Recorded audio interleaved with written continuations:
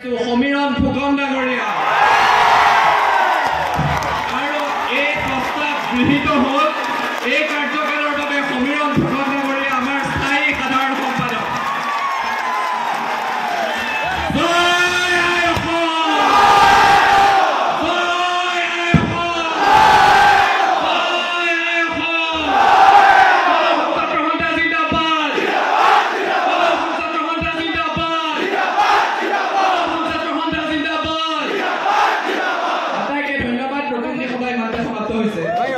ফুকন ডাঙৰীয়া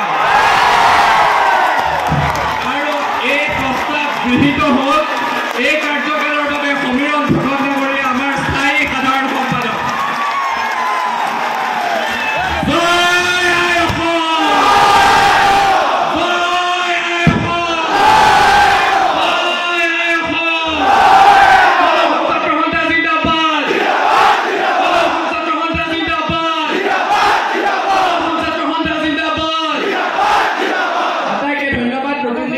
সমাপ্ত হৈছে।